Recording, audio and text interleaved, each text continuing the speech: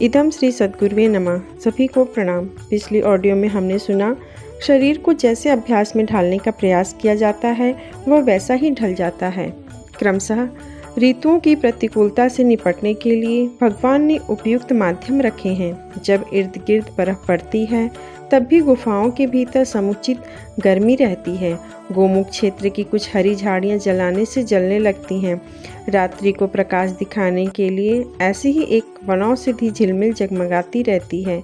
तपोवन और नंदन वन में एक शकरकंद जैसा अत्यधिक मधुर स्वाद वाला देवकंद जमीन में पकता है। ऊपर तो वह घास जैसा दिखाई देता है, पर भीतर से उसे उखाड़ने पर आकार में इतना बड़ा निकलता है कि कच्चा या भूनकर 1 सप्ताह तक का गुजारा चल सकता है।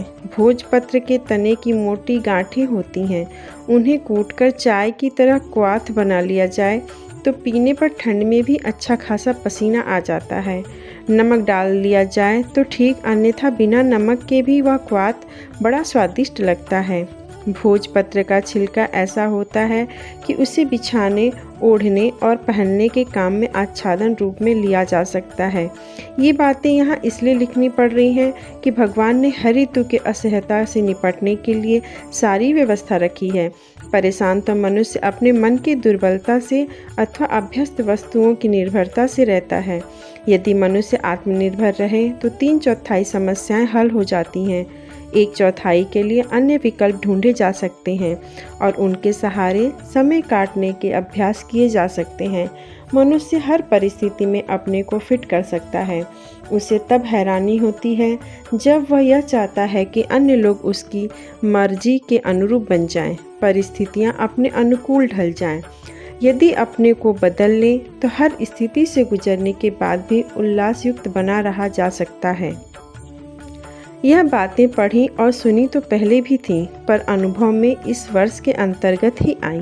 जो प्रथम हिमालय यात्रा में व्यवहार में लानी पड़ी, यह अभ्यास एक अच्छी खासी तपश्चर्या थी, जिसने अपने ऊपर नियंत्रण करने का भली प्रकार अभ्यास करा दिया। जब हमें विपरीत परिस्थितियों में भी गुजारा करने से परेशानी का अनुभव नहीं होता था, हर प्रतिकूलता को अनुकूलता की तरह अभ्यास में उतारते देर नहीं लगती। एकाकी जीवन में काम, क्रोध, लोभ, मोह का कोई अवसर नहीं था, इसलिए उनसे निपटने का कोई झंझट सामने नहीं आया। परीक्षा के रूप में जो भय और प्रलोभन सामने आए, उन्हें हंसी में उड़ा दिया गया। यह स्वाभिमान भी काम न कर पाया। सोचा, हम आत्मा हैं, प्रकाश पुंज और समर्थ। गिराने वाले भय और प्रलोभन हमें न तो गिरा सकते हैं न उल्टा घसीट सकते हैं। मन का निश्चय सुदृढ़ देखकर पतन और पराभव के जो भी अवसर आए, वे परास्त होकर वापस लौट गए। 1 वर्ष के उस हिमालय निवास में जो ऐसे अवसर आए, उनका उल्लेख करना यहाँ इसलिए उपयुक्त नहीं समझा कि अभी हम जीवित हैं और अपनी चरित्र निष्ठा की ऊंचाई का वर्णन करने में कोई आत्मश्लाघा की गंध सूंघ सकता है। यहाँ तो हमें मात्र इतना ही कहना है कि आध्यात्म पथ के पथिक को आए दिन भय और प्रलोभनों का दबाव सहना पड़ता है। इनसे जूझने के लिए हर पथिक को कमर कसकर तैयार रहना चाहिए। जो इतनी तैयारी न करेगा, उसे उसी तरह पछताना पड़ेगा। जिस प्रकार सर्कस के संचालक और रिंग मास्टर का पद बना तैयारी किए कोई ऐसे ही संभाल ले और पीछे हाथ पैर तोड़ लेने अथवा जान जोखिम में डालने का उपहास कराए। उपासना, साधना और आराधना में साधना ही प्रमुख है। उपासना का कर्मकांड कोई नौकरी की तरह भी कर सकता है। आराधना पुण्य परमार्थ को कहते हैं। जिसने अपने को साध लिया है, उसके लिए और कोई काम करने के लिए बचता ही नहीं। उत्कृष्टता संपन्न मन अपने लिए सबसे लाभदायक व्यवसाय पुण्य परमार्थ ही देखता है और इसी में उसकी अभिरुचि और प्रवीणता बन जाती है। हिमालय के प्रथम वर्ष में हमें आत्मसंयम की मनोनिग्रह की साधना करनी पड़ी है। उपासना तो समय काटने का एक व्यवसाय बन गई है। घर 4 घंटे नींद लिया करते थे, यहाँ उसे बढ़ाकर 6 घंटे कर दिया, कारण कि घर पर अनेक स्तर के अनेक काम करते रहते थे।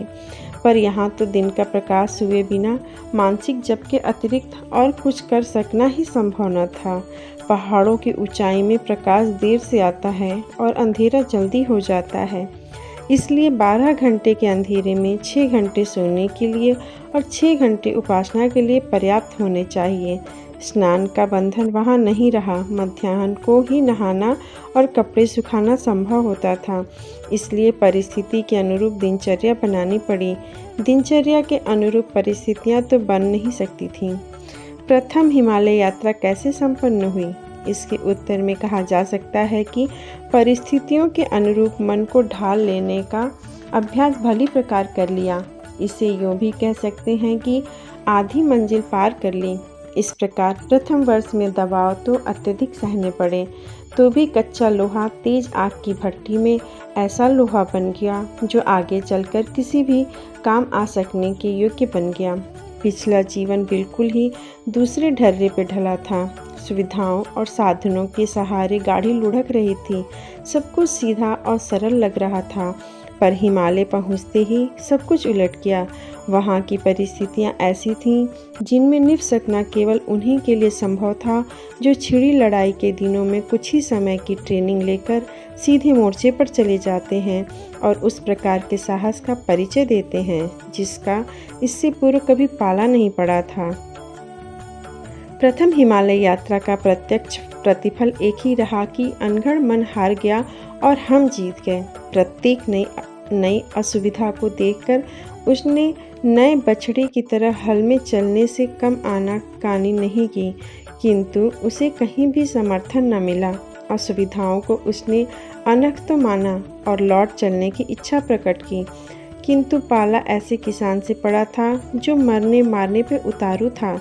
आखिर मन को झक मारनी पड़ी और हल में चलने का अपना भाग्य अंगीकार करना पड़ा।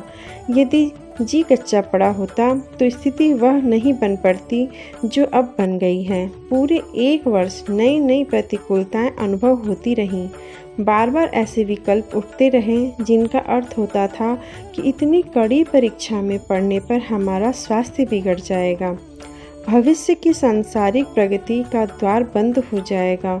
इसलिए समूची स्थिति पर पुनर्विचार करना चाहिए। एक बार तो मन में ऐसा तमोगुणी विचार भी आया जिसे छिपाना उचित न होगा। वह यह कि जैसा 20 ढोंगियों ने हिमालय का नाम लेकर अपनी धर्म ध्वजा फहरा दी है, वैसा ही कुछ करके सिद्ध पुरुष बन जाना चाहिए और उस घोषणा के आधार पर जन्म भर गुलछर्रे उड़ाने चाहिए। ऐसे 20 आदमियों की चरित्र गाथा और ऐसो आराम भरी विडंबना का हमें आद्योपांत परिचय है। यह विचार उठा, वैसे ही उसे तत्क्षण जूते के नीचे दबा दिया। समझ में आ गया कि मन की परीक्षा ली जा रही है। सोचा कि जब अपनी सामान्य प्रतिभा के बलबूते ऐसो आराम के आडंबर खड़े किए जा सकते हैं, तो हिमालय को, सिद्ध पुरुषों को, सिद्धियों को, भगवान को, तपश्चर्या को बदनाम करके आडंबर रचने से क्या फ़ायदा। उस प्रथम वर्ष में मार्गदर्शक ऋषि सत्ता के साक्षात्कार ने हमें आमूल चूल बदल दिया। अनगढ़ मन के साथ नए परिष्कृत मन का मल्लयुद्ध होता रहा और यह कहा जा सकता है कि परिणाम स्वरूप हम पूरी विजयश्री लेकर वापस लौटे। लेखक युग ऋषि पंडित श्री राम शर्मा आचार्य।